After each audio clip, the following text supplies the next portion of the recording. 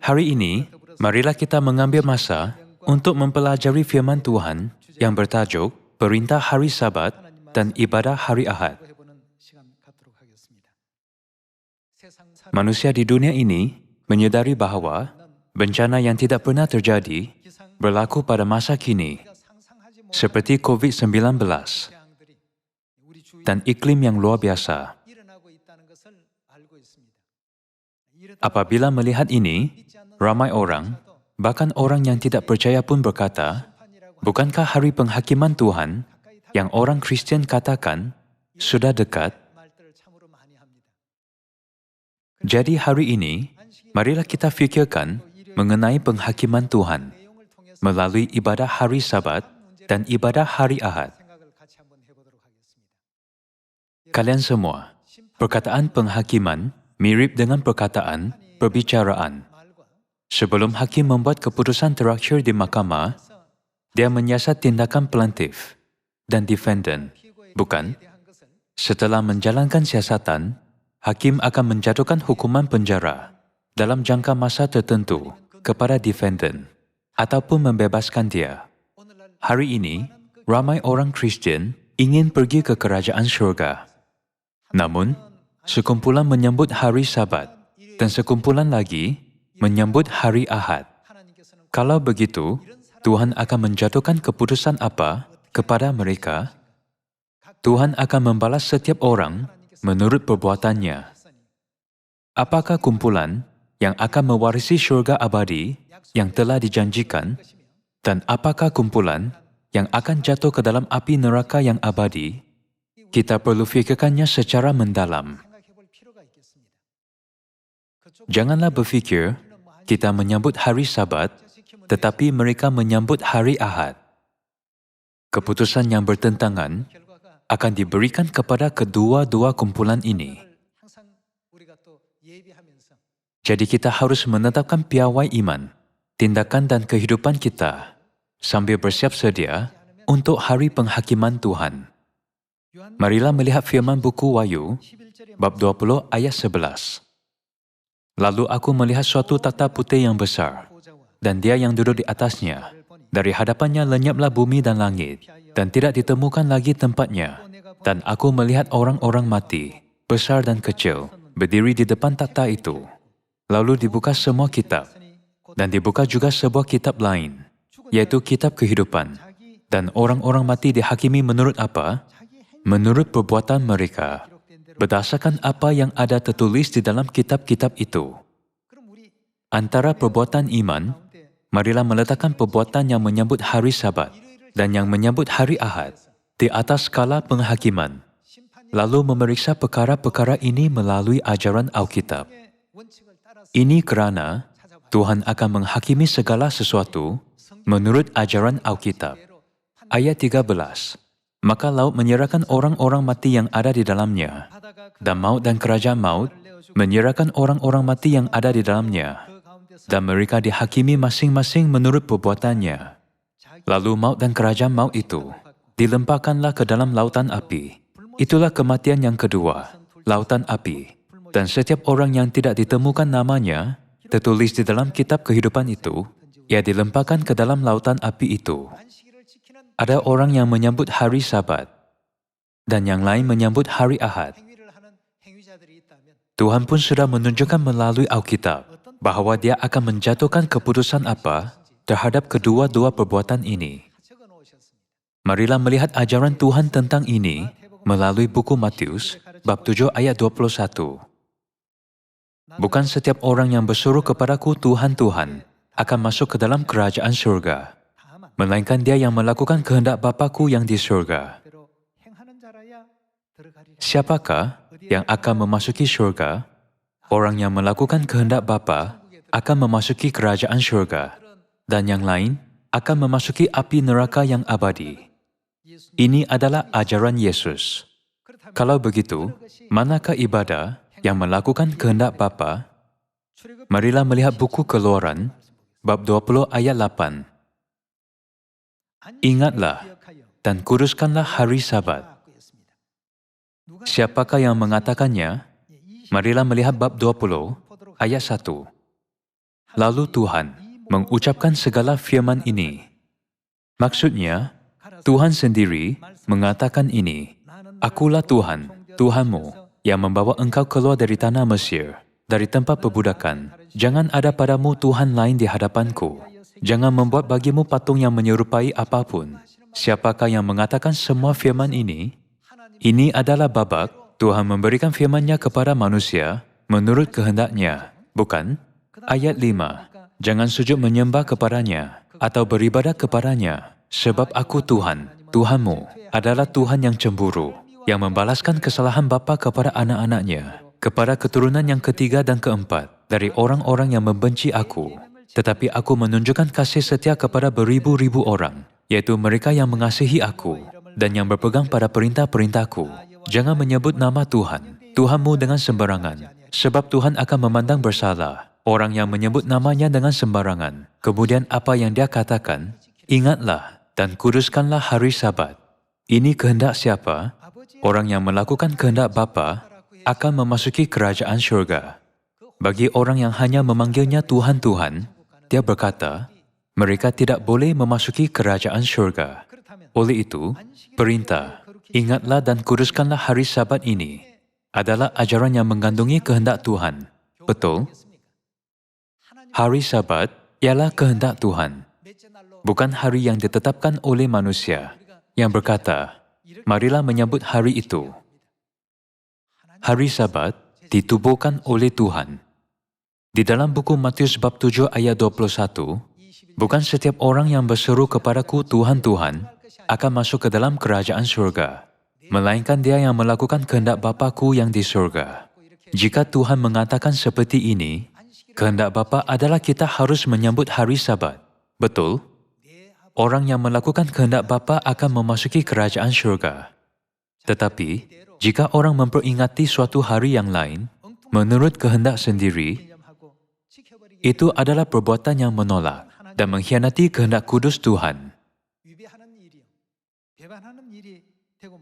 Tuhan berkata, ingatlah dan kuduskanlah hari Sabat. Adakah hari Sabat ialah hari Ahad, yaitu hari yang disambut oleh gereja di dunia sekarang, atau hari Sabtu, yang kita sedang sambut sebagai hari ibadah?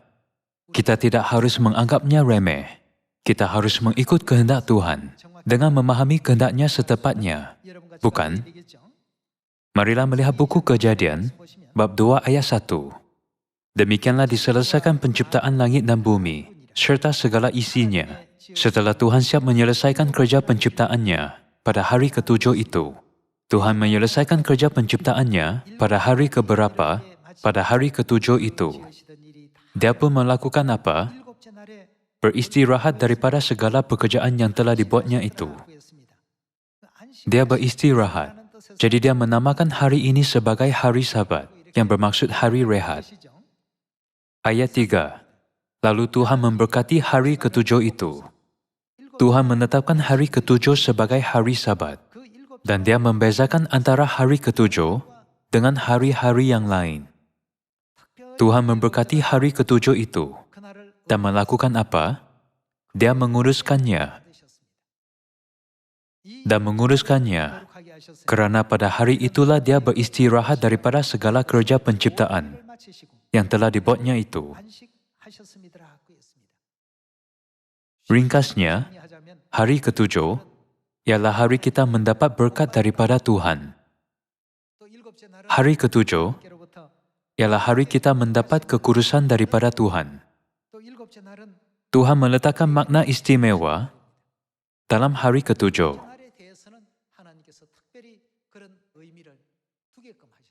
Dia membuatkan hari ini sebagai hukum keempat di antara 10 hukum.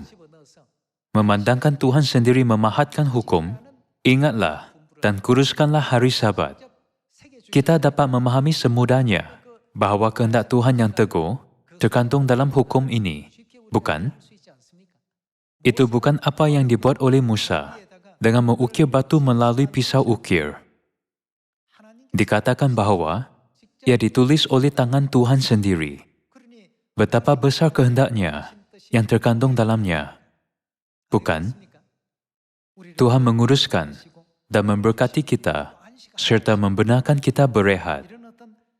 Hari ketujuh mengandungi semua makna yang hebat ini. Kadangkala, ada orang yang bertanya, hari ketujuh ialah hari Ahad, bukan? Di dalam Alkitab, apakah hari pertama dan apakah hari ketujuh? Untuk mencari jawaban, marilah kita melihat buku Markus, bab 16 ayat 1. Setelah lewat hari Sabat. Hari Sabat adalah hari keberapa? Setelah lewat hari ketujuh. Menurut sistem mingguan, ada 7 hari dalam seminggu. Hari pertama, kedua, ketiga, keempat, kelima, keenam, dan ketujuh. Kemudian diulang lagi. Memandangkan hari Sabat ialah hari ketujuh, hari setelah Sabat ialah hari pertama. Marilah pastikan melalui buku Markus, bab 16 ayat 1. Setelah lewat hari Sabat, Maria Magdalena dan Maria ibu Yakobus, serta Salome, membeli rempah-rempah untuk pergi ke kubur dan meminyaki Yesus. Dan pagi-pagi benar pada hari pertama minggu itu. Hari Sabat adalah hari ketujuh, betul? Setelah hari ketujuh, pada hari pertama minggu itu, setelah matahari terbit, pergilah mereka ke kubur. Mereka berkata seorang kepada yang lain, sila perhatikan terhadap apa yang berlaku pada hari pertama. Siapa yang akan menggulingkan batu itu bagi kita dari pintu kubur? Tetapi ketika mereka melihat dari dekat, tampaklah batu yang memang sangat besar itu sudah terguling. Ini ialah babak kebangkitan Yesus dari kematian. Di dalam New Living Translation, Alkitab bahasa Inggris, hari itu tidak digambarkan sebagai hari pertama, tetapi digambarkan sebagai Sunday. Maksudnya, pagi-pagi benar pada hari Ahad. Juga, itu digambarkan dalam versi ABB sebagai pada hari Ahad, pagi-pagi sekali. Kalian semua, nama hari pertama dalam seminggu ialah hari Ahad. Kebangkitan Yesus berlaku pada hari apa? Pada hari Ahad. Jika kita bertanya, Yesus dibangkitkan pada hari apa? Semua orang akan menjawab, hari Ahad, tanpa mengira denominasi mereka. Mereka memberikan jawaban yang sama. Topik penting pada hari ini adalah hari Ahad ialah hari keberapa dalam seminggu menurut Alkitab. Alkitab menggambarkannya sebagai hari pertama. Hari Sabat ialah hari ketujuh dalam seminggu. Memandangkan hari Ahad ialah hari pertama dalam seminggu, jadi itu tidak dapat menjadi hari Sabat. Tuhan telah menetapkan hari ketujuh sebagai hari Sabat. Betul? Tiada ayat dalam Alkitab berkata bahawa hari pertama ditetapkan sebagai hari Sabat. Hari pertama ialah hari Ahad. Sudah pasti, hari ketujuh ialah hari Sabtu. Oleh itu, pagi-pagi benar pada hari pertama, bermaksud pagi-pagi benar pada hari Ahad, setelah hari Sabtu. Bukankah hal ini begitu jelas di dalam Alkitab? Sebab itulah orang Yahudi purba menyambut hari Sabat pada hari Sabtu, bukannya hari Ahad.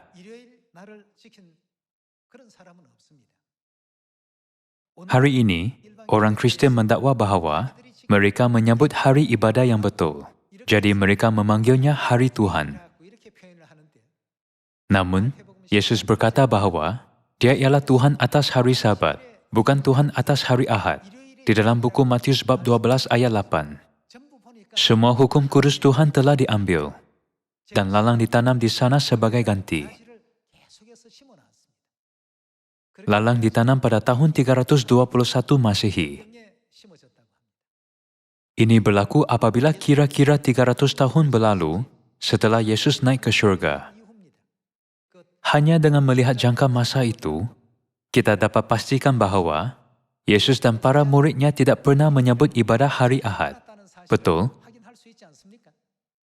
Apabila Tuhan menghakimi dunia ini, setiap orang akan dihakimi menurut perbuatan mereka. Bagaimanakah Tuhan akan menghakimi perbuatan mereka yang menyebut hari Sabat dan hari Ahad?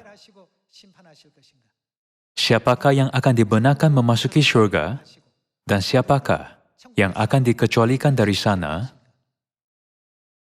Ini telah ditunjukkan di dalam buku Matius bab 7. Dia yang melakukan kehendak Bapa-Ku yang di syurga boleh memasuki kerajaan syurga. Jika kita ingin mendapat keputusan untuk memasuki syurga, kita tidak harus menyambut ibadah hari Ahad. Betul? Baikpun Yesus, juga para rasul, atau siapapun, tidak pernah menginjil tentang ibadah hari Ahad. Yesus berkata, Injil kerajaan ini mesti diberitakan di seluruh dunia. Ajarlah mereka melakukan segala sesuatu yang telah kuperintahkan kepadamu. Adakah Yesus pernah memerintah kita untuk menyambut hari Ahad? Tidak ada di dalam Alkitab. Adakah Yesus pernah mengajak kita untuk menginjil tentang Christmas atau hari kesyukuran yang disambut sekarang? Semua itu bukan Injil yang mesti diberitakan di Samaria dan sampai ke hujung bumi. Jika kita menginjilkan sesuatu yang bukan kehendak Bapa, kita akan dihakimi menurut perbuatan itu, bukan? Hari Sabat yang kita sambut sekarang, jika Tuhan Bapa tidak datang ke bumi ini untuk memberitahunya, adakah Anda dan saya dapat tahu tentang hari Sabat? Tidak. Hanya apabila kita menyambut hari Sabat di Sion, yaitu tempat roh dan pengantin perempuan tinggal, itu akan menjadi hari Sabat yang paling betul dan sempurna. Kalau begitu, kita boleh masuk ke mana? Kita dapat tahu melalui Alkitab, yaitu buku hukum syurga, bahwa kita akan menerima keputusan seperti berikut. Sila masuk ke kerajaan Tuhan. Kamu semua layak masuki ke sini.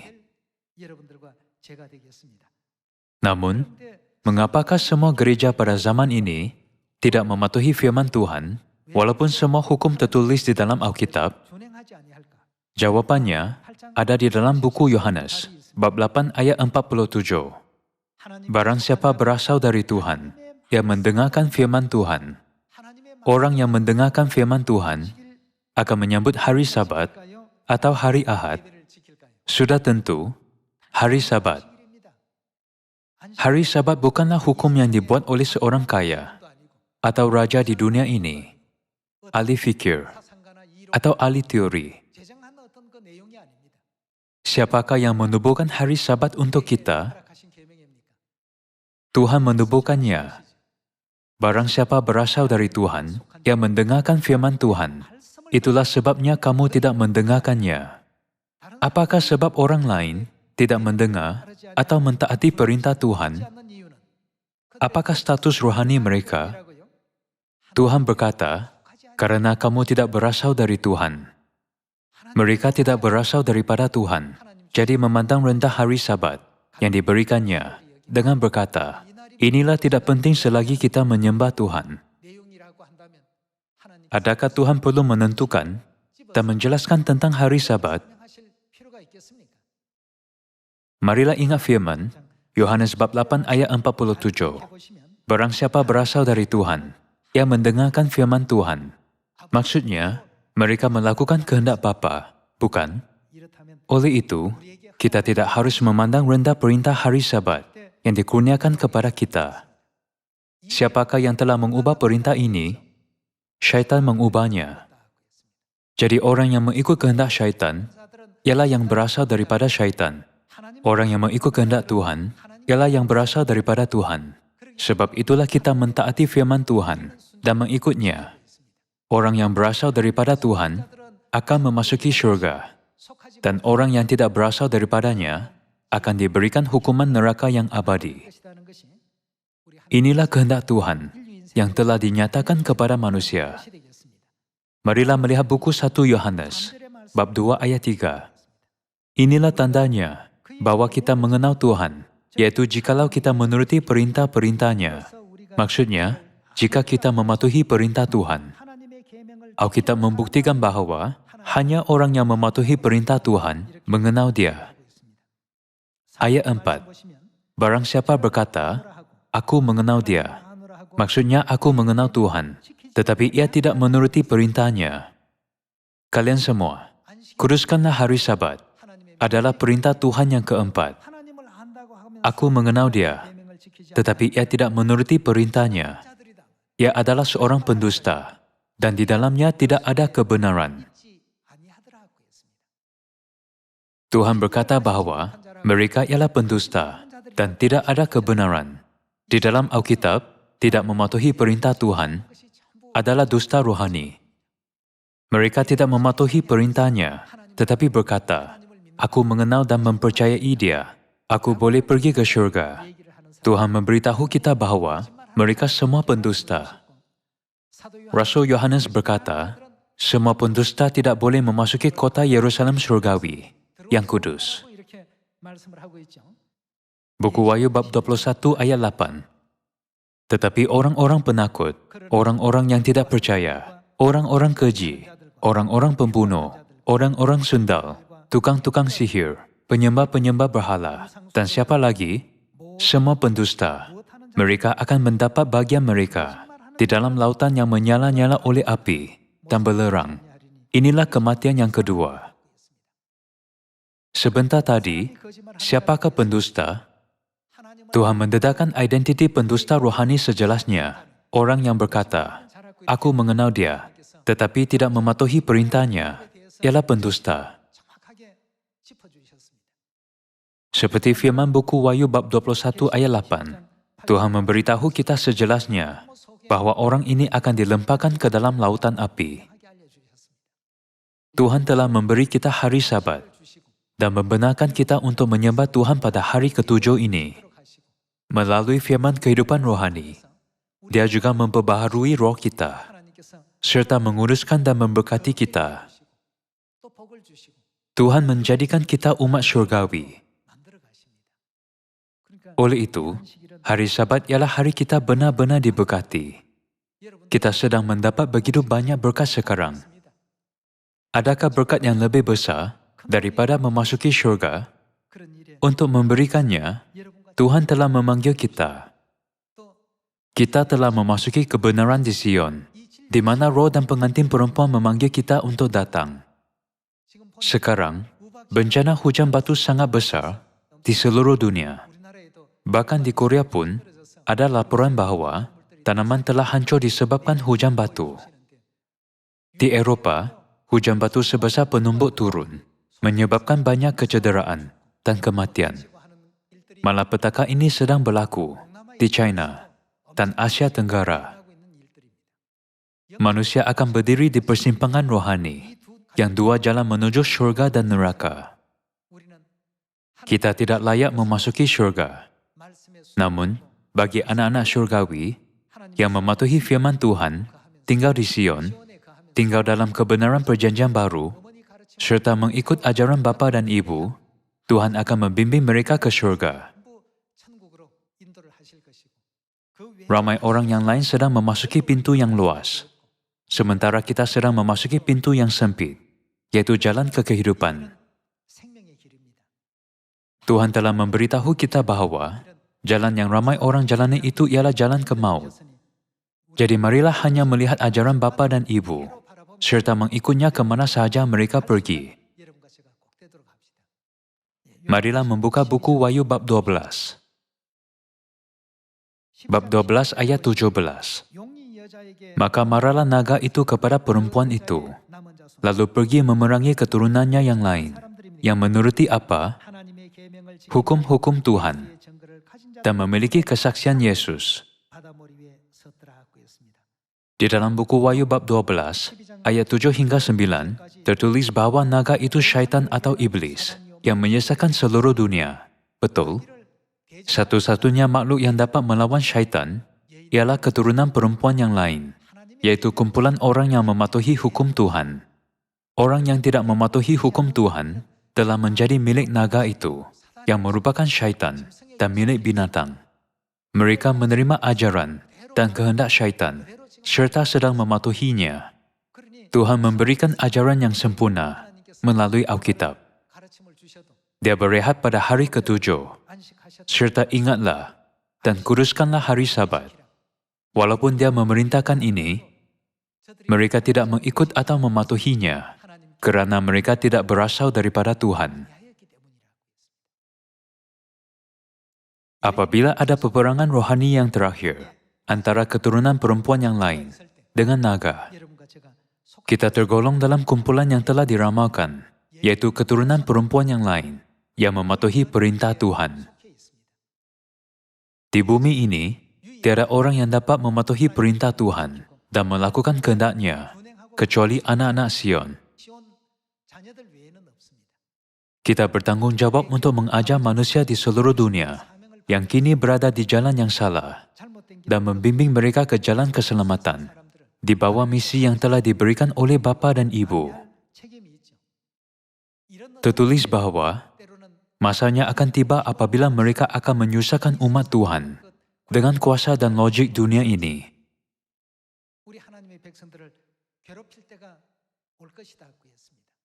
Marilah melihat firman buku Yesaya bab 51, ayat 7. Hai kamu yang mengetahui apa yang benar, kamu yang mengetahui apa yang benar.